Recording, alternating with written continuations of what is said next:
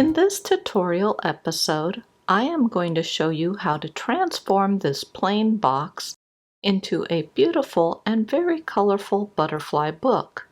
I am using a store-bought craft box that is designed to look like a book, but any craft box will work. I lined the inside with velvet, and I will show you how to do that. Plus, I'll explain how to add the metallic shimmer. Let's get started. Begin by burning in the trace lines. I am using a medium ball pen tip for this. The wood I am burning on is really dry, plus I'm burning really dark, so I need a pen tip that will glide over the surface of the wood instead of sinking into it. So I'm testing out the ball tip to see how well it does. Now I am testing Colwood's standard writer pen tip. I'll be sticking with this one as I feel more comfortable using it. This pen tip has an advantage over the ball tip in that I can alter the width of the lines that I burn in.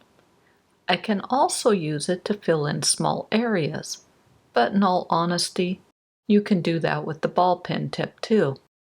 So really, which pen tip you use is more of a preference. Our goal is to burn the black markings on the butterfly wings to a fairly uniform dark brown or black color. I am not using any particular burn stroke for this. There isn't a wrong or a right way to do this, so use the pen tip of your choice and burn however you want to fill in the dark areas. I personally like to burn along the outer edges of the dark areas and then fill them in.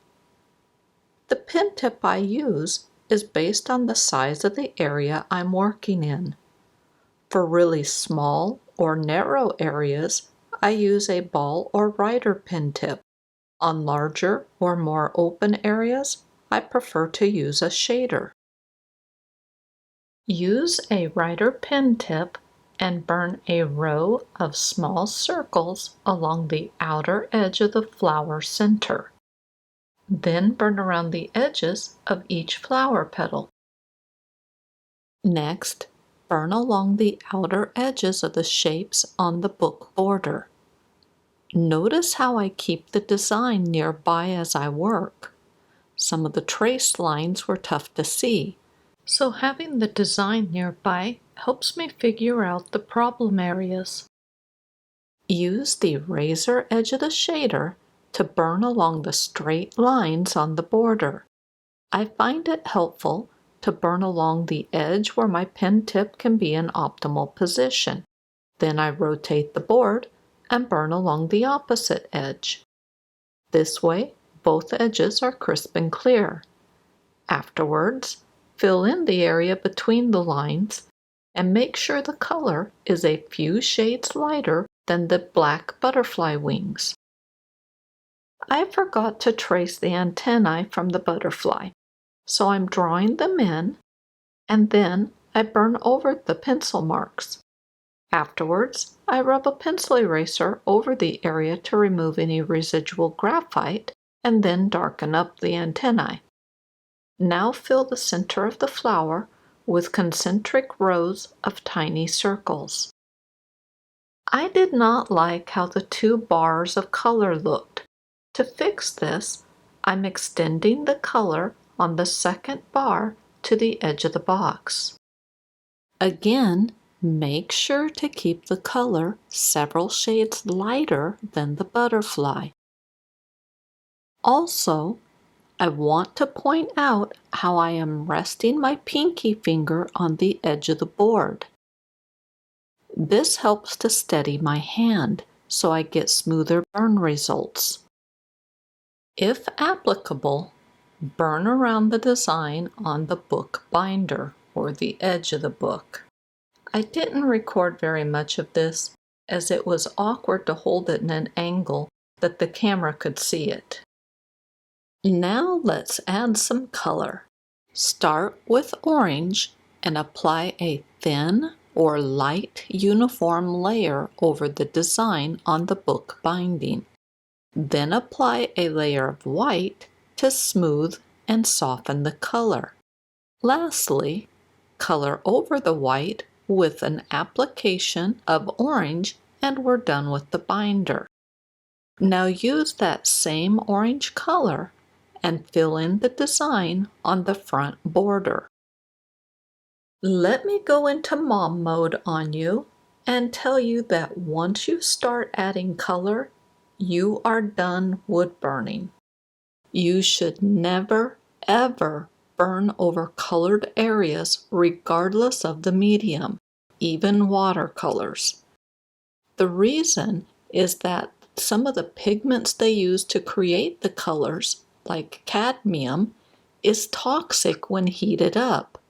Cadmium is commonly used to create yellow and orange colors. Okay, I'm done with the safety lecture. Sometimes the wood grain can interfere with getting a smooth, uniform layer of color. If this happens, try applying the color in a different direction. I'm rubbing a blending stump over sandpaper to clean off the color from the last time I used it. Once the stump is clean, then rub over the colored pencil to smooth it out. This will also push the color down into the wood grain. Now let's work on the flower. Begin by applying a layer of white to the left petals. Color each one individually. Then apply a layer of cadmium yellow over the entire petal. Apply the color vertically along the length of the petal. After that, apply a light layer of dark chrome yellow to the petal. Then use a clean blender of your choice and rub over the petals to mix and smooth out the color. Afterwards, add a little more dark chrome yellow to the petal, especially along the base. Next, use violet and color along the base of the petal. Then, draw dark streaks on the petal. Color over those streaks with cadmium yellow to blend out the color. Then, rub over the petal with a blender of your choice. Use white and color the upper portion of the petal and between the two violet lines.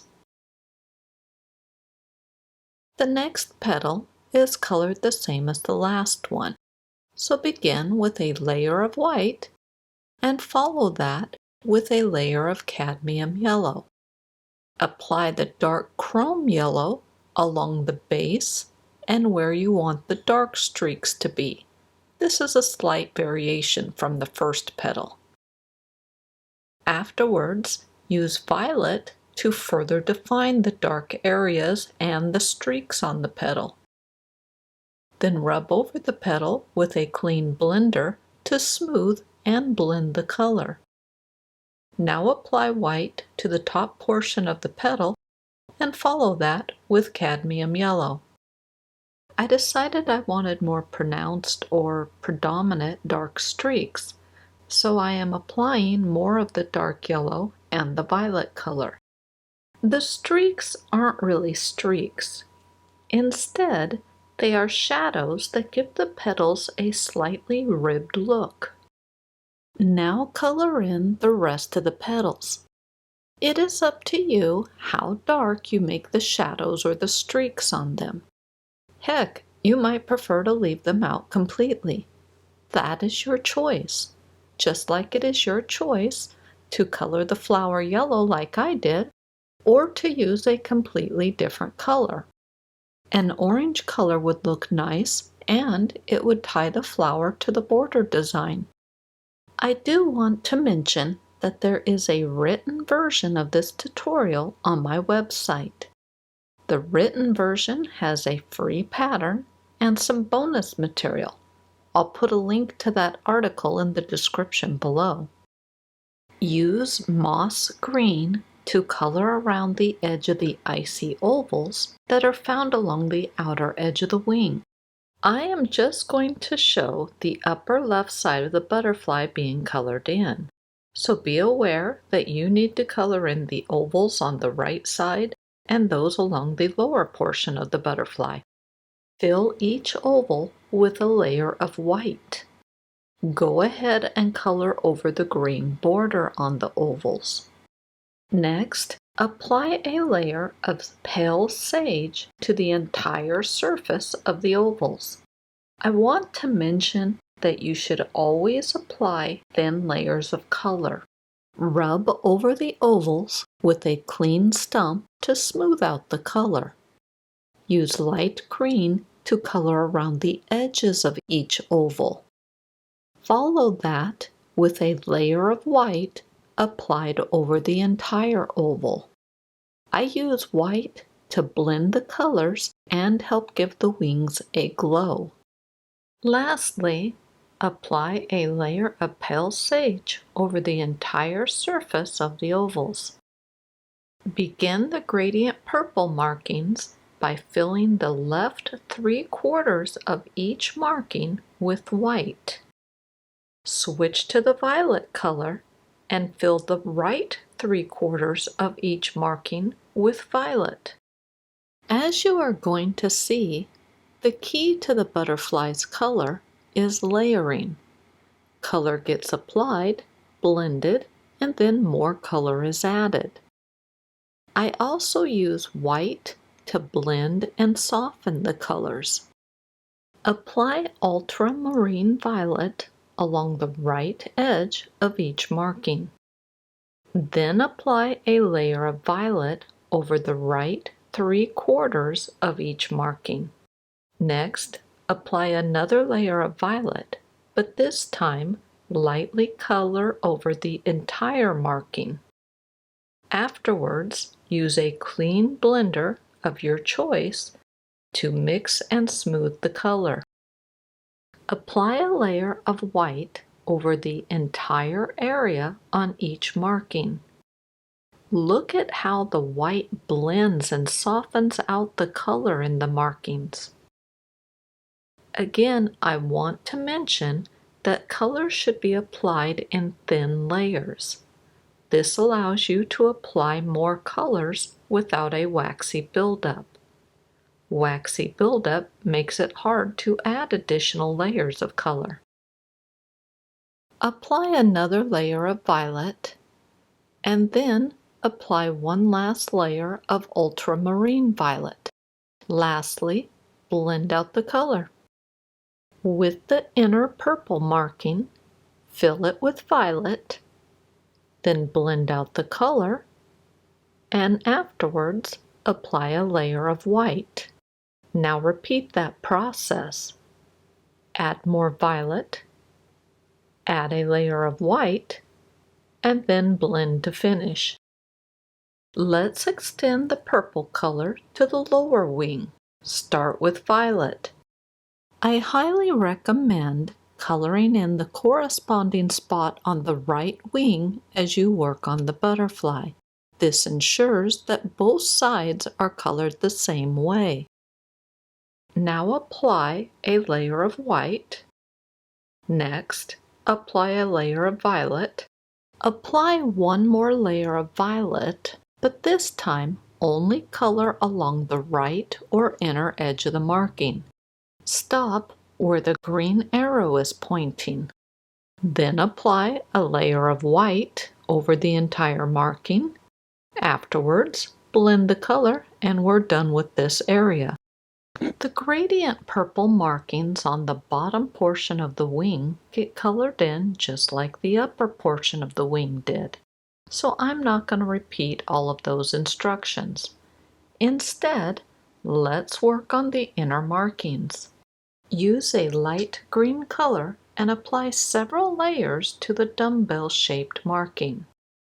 Afterwards, use that same color and apply a layer along the outer edges of the markings that touch the outer edges of the purple streak. Then use a clean blender and rub over the green color. Try to pull the color towards the center of the marking. And don't forget to blend over the dumbbell marking. Now use yellow chartreuse and apply a layer of color over the entire markings, but don't color over the dumbbell-shaped ones. Next, apply a layer of white over the entire markings, but avoid the little dumbbell-shaped ones.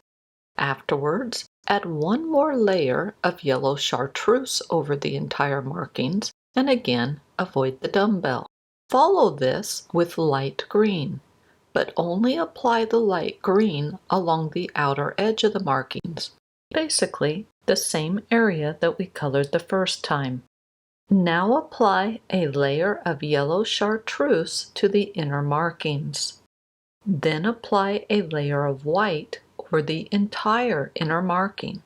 While we have the white pencil in our hands, apply a layer of white over all of the green and the yellow-green markings to blend and soften the color. Rub over the markings with a clean blender to smooth out the color.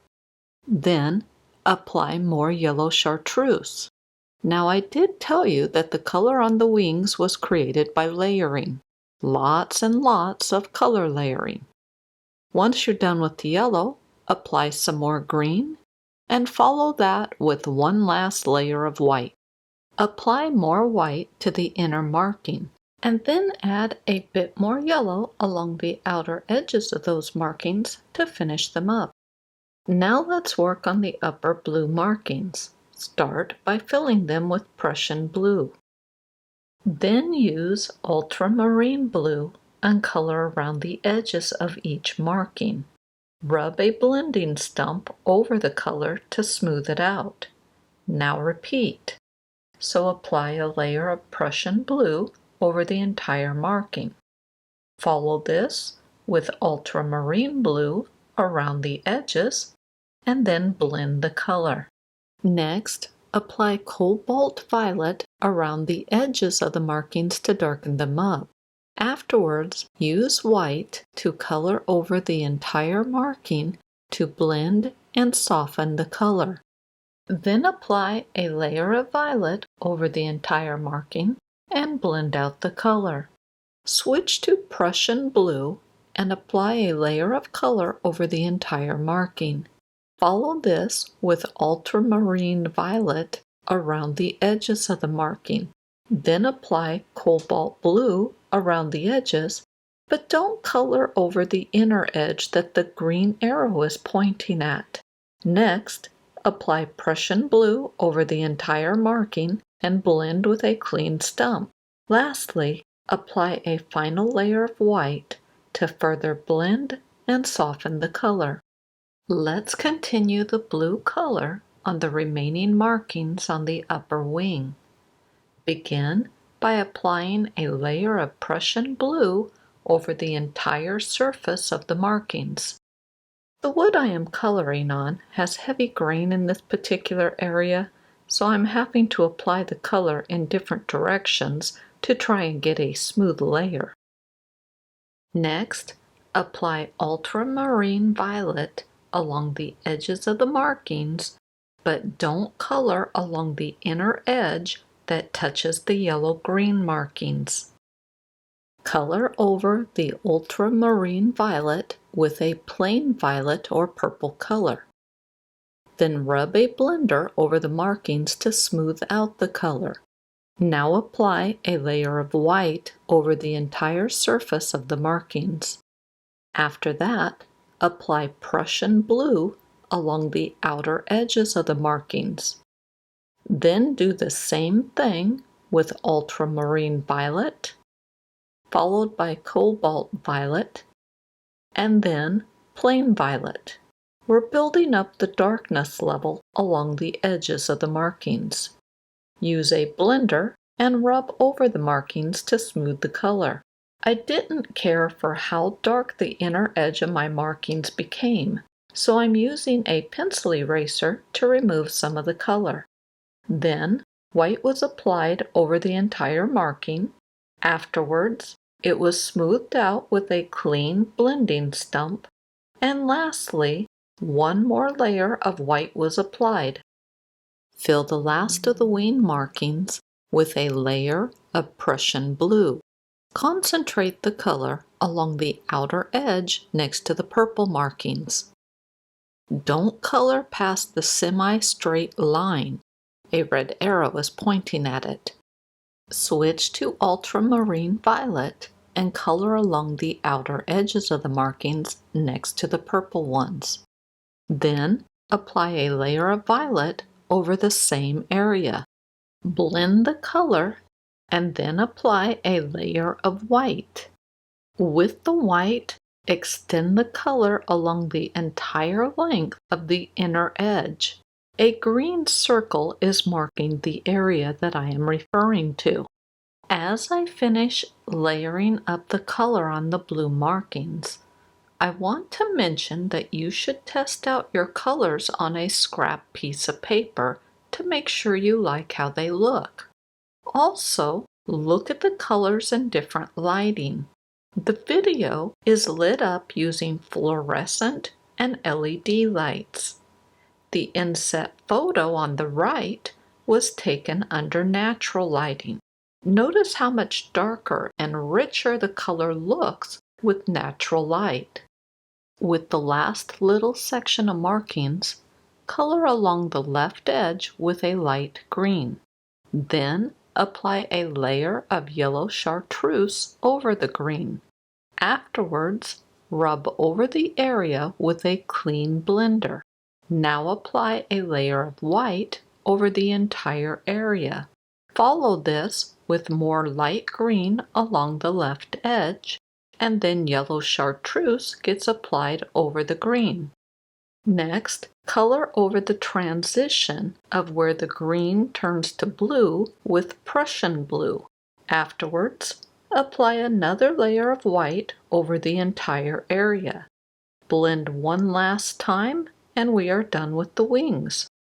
I am not going to explain how to create the ugly mess that I did with the body. Instead, I will tell you just to color it a dark brown or black color. I used a fine point permanent black ink marker to draw over the butterfly's antennae to widen them out a little. Color over the flower center with violet, and then follow this with a layer of dark chrome yellow. Now the front cover is done. With the back cover, the butterfly was colored exactly the same as the front, so I'm not going to cover that here. But the flower, I started out with cadmium yellow over the entire petal. That was followed with a layer of dark chrome yellow over the entire petal. Blend those two colors, then use violet to create the streaks and darken up the bottom or the base of the petal and along the edges. Then switch back to dark chrome yellow and color over the violet. After that, use cadmium yellow to color along the outer edges and over the purple. And lastly, apply a layer of white. Color in the rest of the flower petals individually, following the same method used for the first petal. Apply a layer of orange along the border strip. Then color over the area with white. Follow that with one last layer of orange. Now we're ready for the stem. Start out with permanent green light and apply a layer over the entire surface.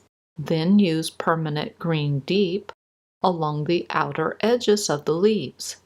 Afterwards, color the center and the outer edges with peacock green. Blend over the area with a clean stump or other type of blender. Then apply more permanent green deep and followed by one last layer of peacock green. Blend one more time and my very ugly stem is done. Now we're ready for the metallic sheen. I will be using Pearl X for the metallic sheen. I am painting a layer of the Pearl X over a test board that has some colored pencil and one wood burning spot on it. I'm doing this to show you how it reacts. What I like about Pearl X is that it allows the underlying surface to show through, unless the light strikes it just right. Then it is almost opaque in color.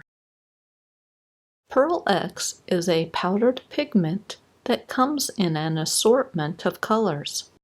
Since some of the colors, like the interference colors, can be hard to tell what they will look like, I paint a little on the can lid. Now, because Pearl X is a powdered pigment, you must mix it with a binder so it will adhere to the surface. I use a high gloss varnish by Pearl X for this. Any varnish brand will work. To mix, dip a clean brush into the varnish and put it into a mixing tray. You won't need a lot. Then dip a clean brush into the pigment and mix that into the varnish. I am using carbon black so it can be seen easily on the camera. Let's start working on the butterfly. Begin by applying a thin layer of super copper over the design on the border. When you mix a batch of color, make sure to use a glossy binder. Satin and matte varnishes will dull down the Pearl X, causing it to lose some of its metallic sheen. Also, do not thin the mixture with water. This causes the varnish and the pigment to separate, rendering it useless. While we have the super copper out, let's apply a layer over the design on the book binding. The varnish dries quickly, so I recommend mixing small batches of color at a time. The last place we will use the copper is the border on the back cover. With the border on the front cover, use antique gold and paint the area around the orange design. As you can see, I do not mix up a lot of paint. In fact, I mixed up too much even for what I was doing because I ended up tossing out most of what is in that mixing tray. With the butterfly wings, start on the inner markings and apply a layer of interference gold. Interference colors will shimmer in a different color depending on how the light strikes it.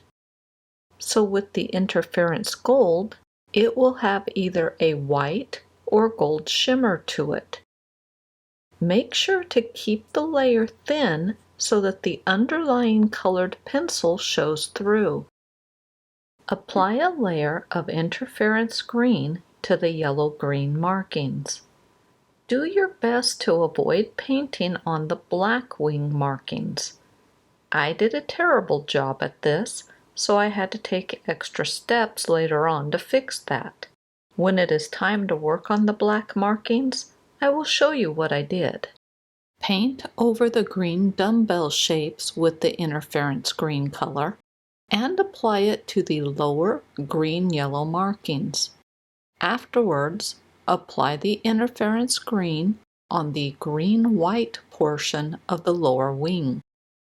Don't paint past the semi-vertical line that I marked with a red arrow. Lastly, apply a thin layer over all of the icy green ovals found along the outer edge of the wings. Now let's work on the blue-white markings. Mix up a small amount of interference blue and apply a thin layer over the markings with a clean paintbrush. I do recommend being a lot more careful as you paint than I am. Try to avoid painting over the black markings. Yes, there is a fix. but it just adds an extra step to do that could be avoided. Use interference violet on the purple markings. Notice how little paint I have mixed up. While it doesn't seem like a lot, that is plenty to apply a thin layer over all of the purple markings on the wings. Pearl X is available in an assortment of sizes, including variety packs. The variety packs are great because you get an assortment of colors at a very reasonable price. And those little jars last a long time.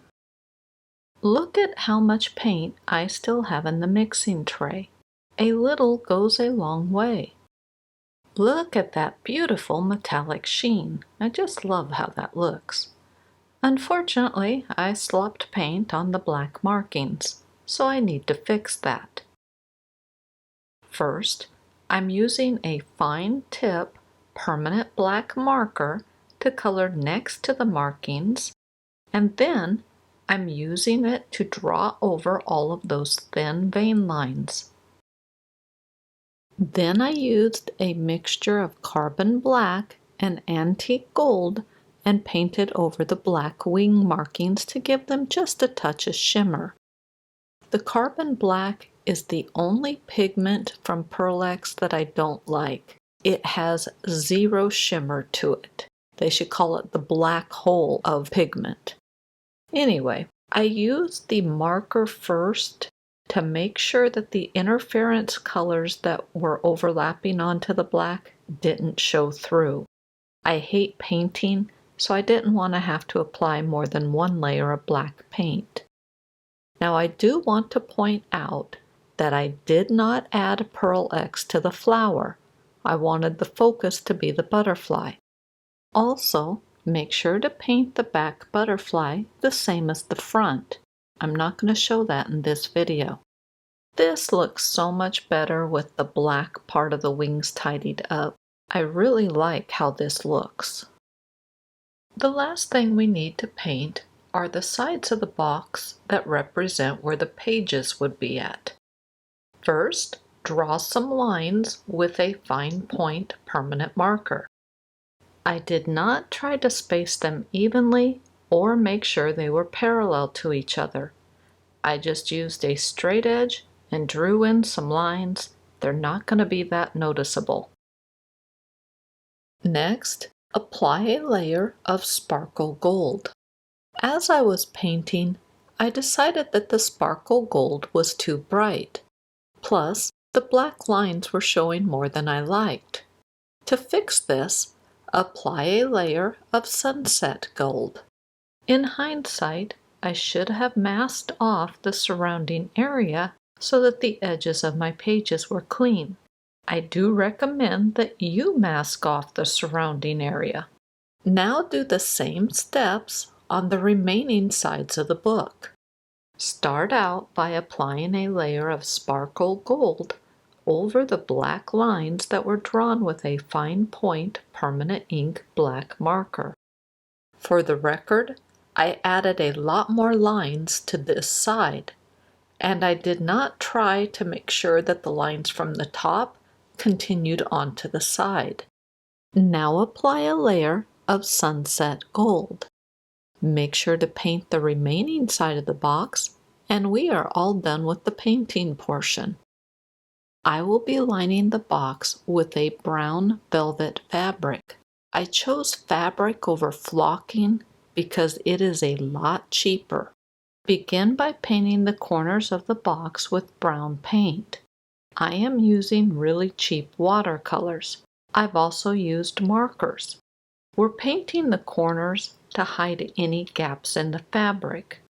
Always use a color that is darker than the fabric or flocking you are going to use. If you are using flocking, you need to paint over the entire inside surface of the box. This will help hide any thin areas in the flocking. The watercolor paint did not cover the dried glue in the corner. To fix that, I'm using a permanent marker and coloring over it. The next step is to measure the inside dimensions of the box. Use those dimensions to create matching rectangles or squares on a piece of paper. Then cut out the shapes and fit test them in the box. If they are too large, then trim them down. But if they are too small, you probably need to make a new one. Make sure to fit test each piece. It is okay to have the side pieces be taller than the edge of the box. Now place the paper cutouts on your fabric and use straight pins to secure them to the fabric. Sorry, my head is in the way and the camera is focusing on that. Once the paper is secured to the fabric, then cut around the paper using scissors. Since this is a side piece, I have the fabric folded over, so I will end up with 2 pieces of fabric cut to size. If you have a rotary cutter, you can use that and a straight edge to cut out the fabric. When you are done, you should have 5 pieces of fabric for the bottom of the box. Do a fit test with the fabric. Trim any edges if needed. And again, it is okay if the side pieces are taller than the box. Use a glue stick with permanent glue and apply a layer over the entire bottom surface of the box. Again, sorry, my head is in the way. I don't use liquid glue like White Elmer's glue because if you get it too thick, it will seep through the fabric. When it dries, it leaves a hard plastic or dark spot on the fabric, and it's very noticeable. Make sure to get a good layer of glue along the edges of the box. The edges are the weak spot, so to speak, where the fabric is more likely to separate from the box. I am using a chisel point color shaper silicone brush to move the glue into the corners. They come in a pack with several different shaped tips. I've used and abused my set for a number of years, and they still work great. But you can use anything, your finger, a popsicle stick, anything to help push that glue into the corners. After the bottom is coated with glue, take the fabric and place it into the box. Make sure it's situated correctly. Then rub over the entire surface of the fabric to make sure it has good contact with the glue in the wood. Pick a side of the box and apply glue to the entire surface of it. Again, pay special attention to the corners, including the bottom corner. Yes, you'll probably get some glue on the fabric, but it will be covered up with the side fabric. Now place the fabric onto the side. Then rub over the fabric to make sure it has good contact and no air bubbles. Really press firmly along the edges to make sure that fabric is very secure. Repeat this process on the remaining sides of the box. And with each side, make sure to apply the glue into the corners. There is a raised edge where the hinged lid attaches to the box I am using. I am placing masking tape along that raised edge to make sure that it stays glue-free. Then apply the glue like normal. Making sure to get a good coat along all of the corners. As you can see, the fabric sticks up from the edges. After the glue is dried, I will trim it. Now let the glue dry for at least 1 hour. I usually let it sit overnight. After the glue is dry, gently tug along the edges of the fabric, looking for any spots that need more glue. Then use scissors and cut along the edge of the box to remove the excess fabric. It might be easier to trim the corners using small, sharp point type of scissors. On the side with the raised edge, I placed a metal straight edge across the board. Then I used an X-Acto knife with a fresh blade and cut the fabric. That's it for this project. On my website, Pyrography Made Easy, I have the written version of this tutorial and a free pattern that you can download. Well, thank you for watching my video, and I will see you next week.